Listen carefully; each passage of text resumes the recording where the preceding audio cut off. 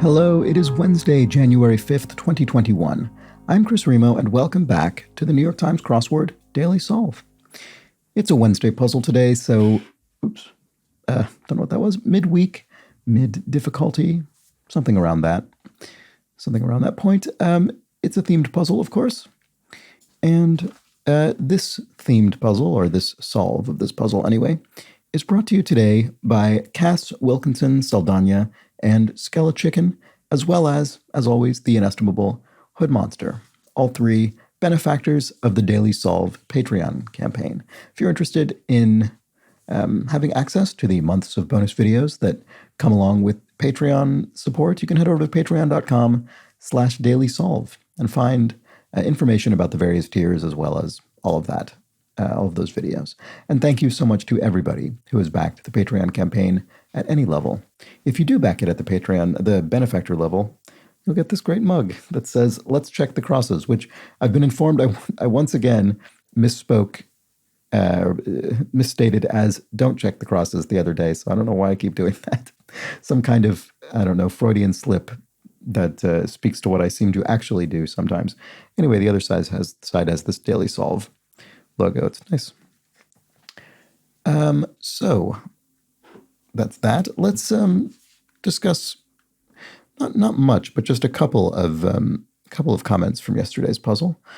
Let's see. Kathy Swope explains that a box kite, which was something that took me a few moments to arrive at, but once I did, I kind of realized, yes, I think I've seen that before, but she explains in more detail. It's a high-performance kite, typically with parallel struts and diagonal cross struts making a box shape. Box heights hold many altitude records. Very much enjoyed the crossword history. Thanks. Thank you to everybody who had kind comments about that little bit of sort of history and trivia and tribute to Margaret Farrer at the end. Bradley, on that note actually, Bradley says, "I loved all the little facts about Margaret Farrer, especially when you spoke about how she believed a grid should be radially symmetrical unless it needs to have a different kind of symmetry to accommodate the theme.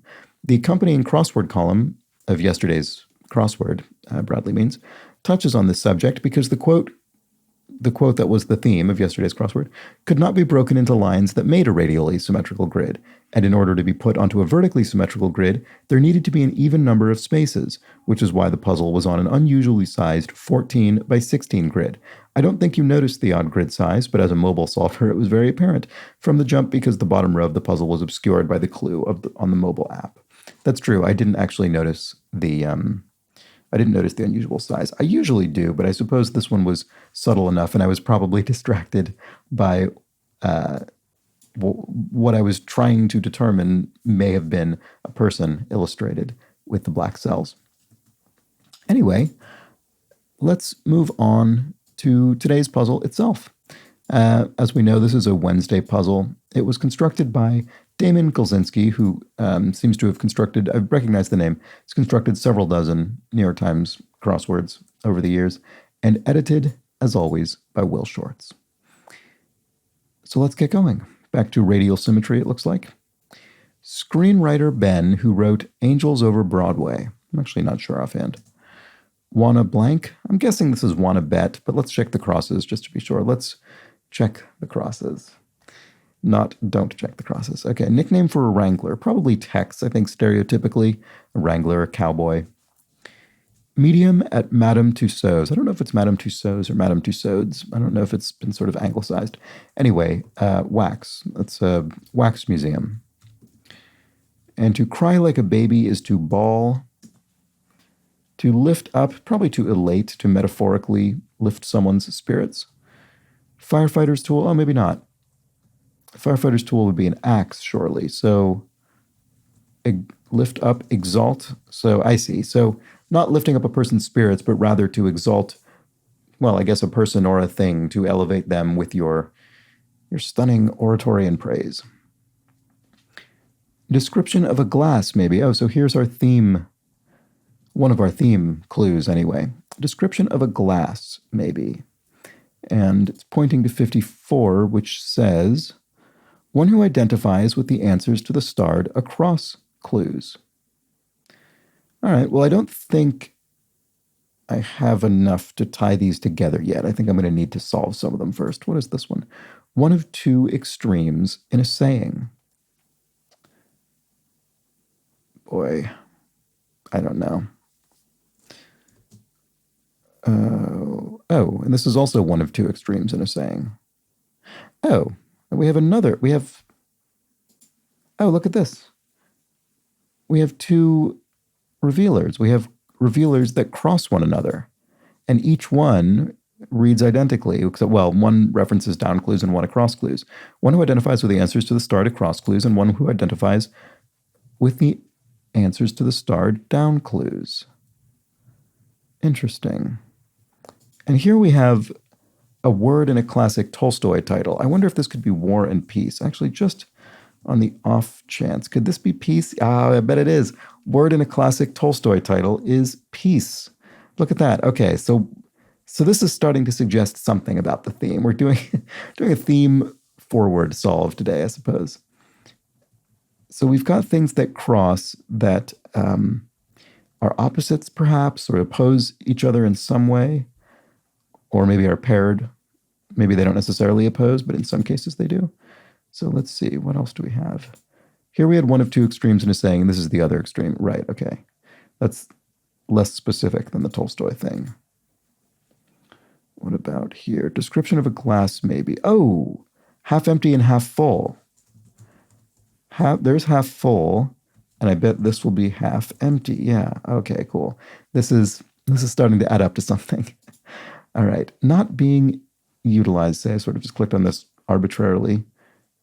On something, what is this? Long time is an eon. Oops, how did I get over there? Anyway, I'm wondering if I should keep trying to puzzle away at these, or if I should just try and solve the puzzle. One who certain forecast and certain, oh, well, I bet this is rain or shine. I kind of want to keep trying these. So we have certain forecast and certain forecast. So rain and shine. So these are things that to some extent oppose each other, but are paired together.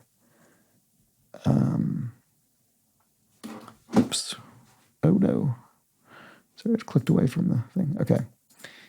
And that's actually all of them except for this. Here's the one of two extremes in a saying. Boy, I wish I could just pluck that out of thin air. One of two extremes in a saying. Well, heaven or hell both start with an H, but don't fit.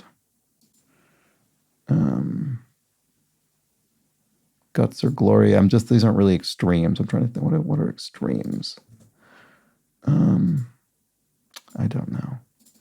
Let's just go back to the crossword. That's what it's called. All right. Can we make any progress here now that we have some crosses? This and that dish. Hash, I suppose. A corned beef hash, for instance. You can sort of toss in the other things you have around. Humorist Bombeck, Irma Bombeck. To be honest, I'm probably mainly familiar. I mean, I know of Irma Bombeck, but I hear her name most frequently due to the crossword, to be frank. A helix is a coil in a manner of speaking, so I wonder if does that work here? Directive before you're on Candid Camera, smile. Yeah, does that show still exist, Candid Camera? I have no idea.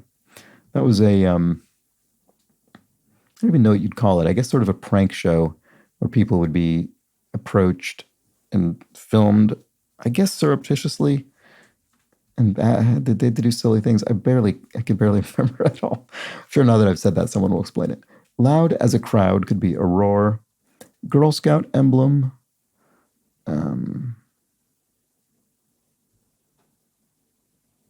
Maybe this is Irma with an E, and this is maybe Ben Hesh with an E. I think that looks better to me. Although, what is this? Girl Scout emblem.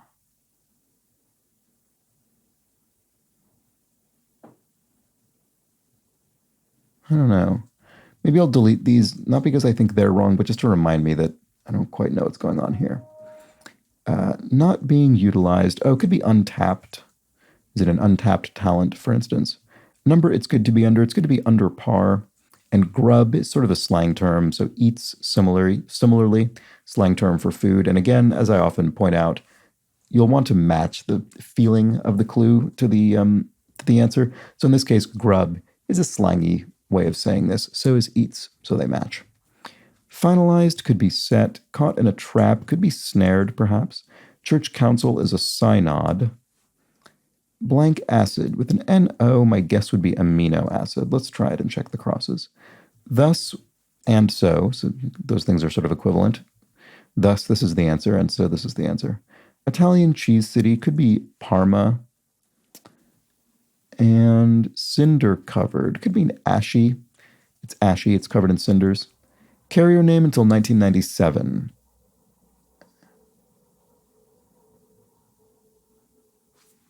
What is this? Kisser.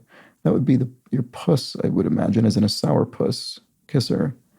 This is carrier name until 1997, U.S. Air. I'm quite confident U.S. Air existed much more recently than that, because they merged with American Airlines in, I don't know, 2010 or something, sometime between 2010 and 2015. And actually, U.S. Air technically took over American Airlines, but they retained the American Airlines name.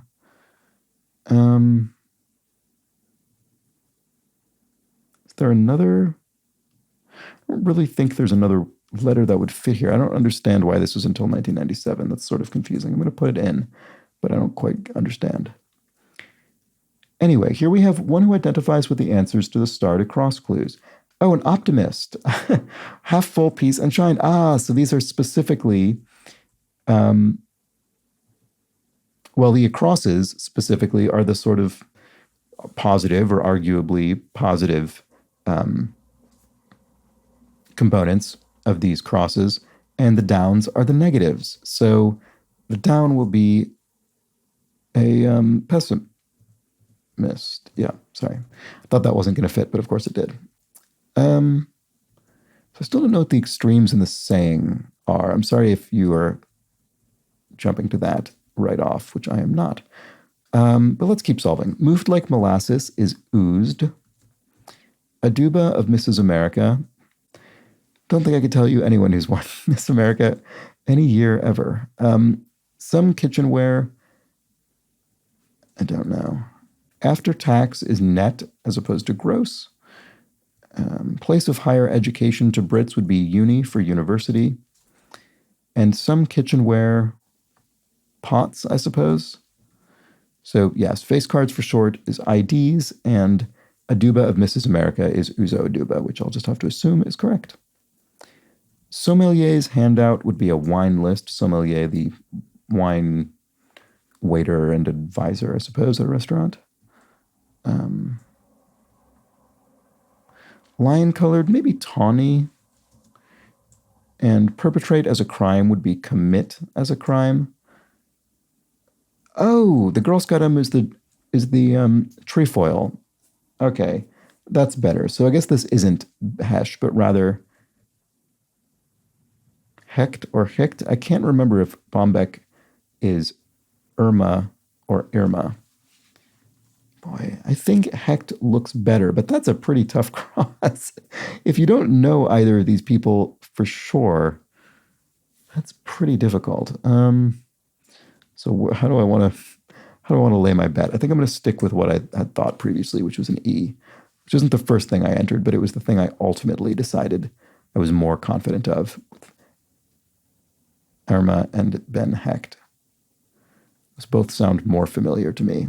And the I would look odd there. Yeah, that doesn't look right at all. Okay, pretty sure about that E.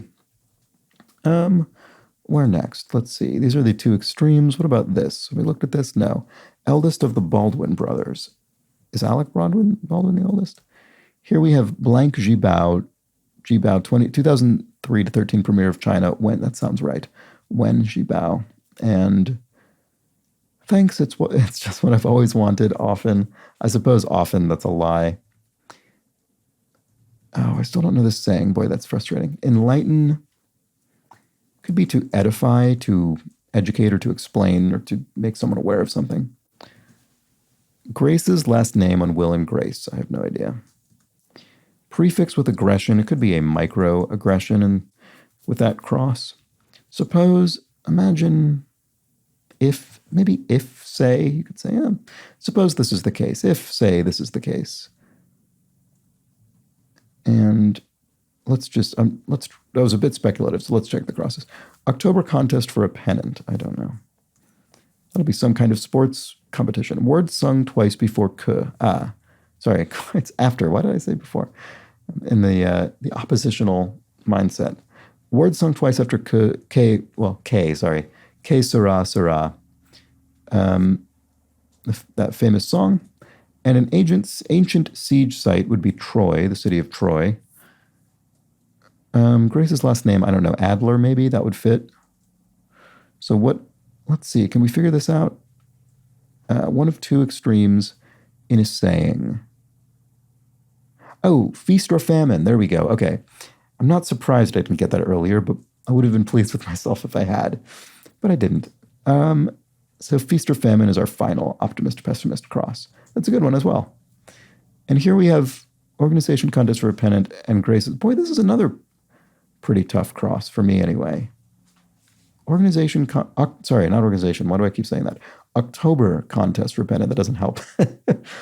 And Adler. I have to imagine it's Adler. What else could it possibly be? Adder.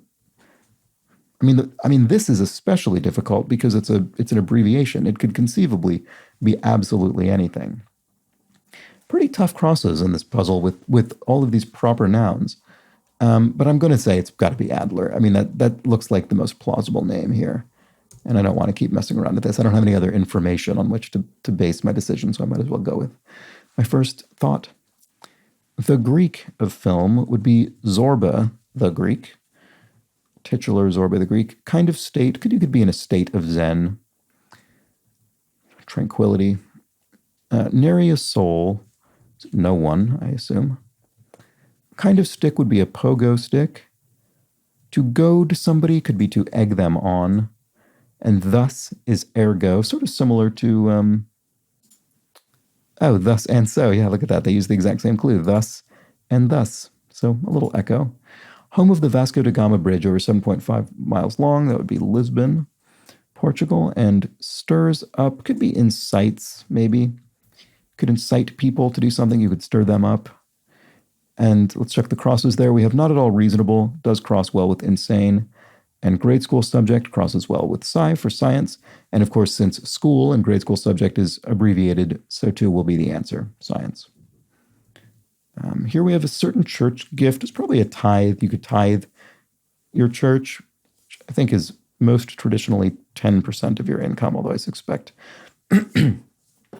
these days most people who tithe less than that. These Spanish would be, well, here's an example of our, someone brought up yesterday the statistical distribution of feminine versus masculine nouns in crosswords, finding an overwhelming bias towards feminine nouns in most crosswords, although less extreme in the case of the New York Times. I'm not surprised because A is certainly more common than O in the English language.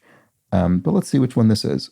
Well here, look at that. We've got the masculine, because a place for a lace presumably is a shoe. And what about this? Teeny tiny could be itty, as in itty bitty, and blank Gerritsen, author of romantic thrillers. I would guess Tess. And then here we have ocular woes. Good. I was worried this was going to be another proper name cross, but it's not. Ocular woes are styes, and so that does confirm Tess Gerritsen. So let's finish off the puzzle. A fuss could be a hoopla. To put out could be emit, as in to emit a signal, to put out a signal, that meaning. The mating game, probably chess, which contains checkmate. You win the game by terminally endangering the opponent's king. Moving well for one's age. This came up, I think, with essentially the identical clue within the last few days. The answer is spry. Energy informally could be oomph, and a wavy fabric pattern could be a moire pattern. And here we're finishing off, well, I guess, beginning the classic tongue twister, she sells seashells by the seashore. Is that it? Yes, okay. So that means both Adler and Hecht were correct. Boy, tough crosses there for me.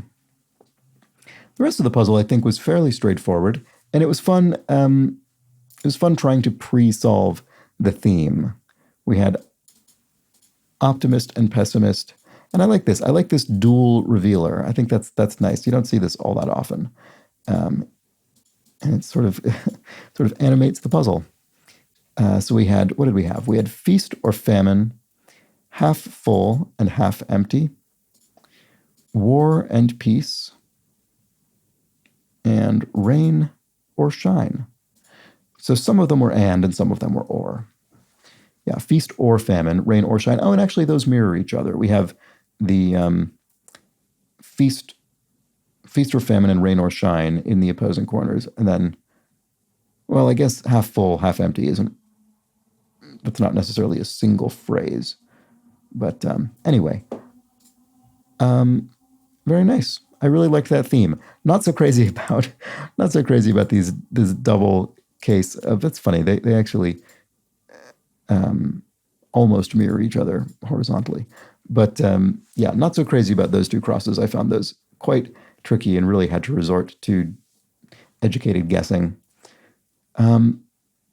But they were, I think, the most plausible letters to fill, at least. Anyway, yes.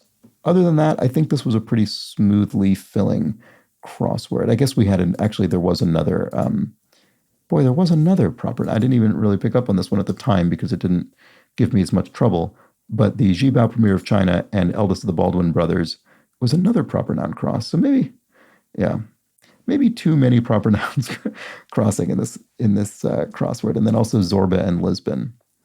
Lisbon would probably be a pretty straightforward cross, I would think, if you had most of it. I guess Parma and US Air. Oh, wait, no, those are not crossing. Sorry, now I'm just looking for any cases of proper nouns crossing. Anyway, there are at least 3.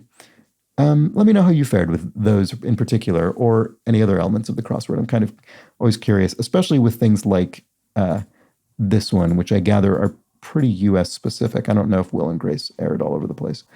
And actually these two, I suppose, are. Anyway, stop rambling on about that particular nitpick. Hope you enjoyed the puzzle. Hope you enjoyed the video, of course, as well. If you did, please do subscribe to the channel. And I would appreciate it. Subscribing to the channel and recommending the channel to a friend if you think you know someone who might enjoy this series. Those are really, I would suspect, the 2 ways to put this thing in front of more people's eyes. And you never know, there might be other people who are interested in this kind of thing. You can only find out if you try to spread the word about it and find out. And thank you to everybody who's done so. I really appreciate it. As I say, it's really the only tool I have. And if you would like to directly support the channel, as I mentioned, you can get this mug if you become a benefactor of the Patreon campaign. But even if you aren't able to support at the benefactor level, all tiers get access to all of the bonus videos as well as the extra channel in the Discord chat server. And I did delve back into the Discord chat server Constructor's Corner channel the other day to solve 7 community-created crosswords for the Patreon feed. I really, really enjoyed that. I'm looking forward to doing more, so I hope that people continue constructing crosswords and putting them in that channel because I really find a lot of enjoyment out of doing that. And what's also nice about it is because obviously those puzzles are community created, they can sort of be whatever. So you get a lot of interesting mini puzzles with clever gimmicks and, things that probably wouldn't make it into the New York Times, not because they aren't clever or good, but just they don't sort of fit the house style. And so it's fun solving things that are have, I don't know, more variation perhaps. So I've really been enjoying this. Anyway, thank you again to everyone who has backed the Patreon. Thank you for watching the video all the way to the end. I appreciate that as well. And I hope you'll be back tomorrow for the Thursday solve. The Thursday crossword, as I always say, I always think of it as the first really tricky puzzle of the week and certainly the one with typically the most ambitious theme. So do come back for that. I hope you do. And until that point, please do have an excellent remainder of your Friday. Take care.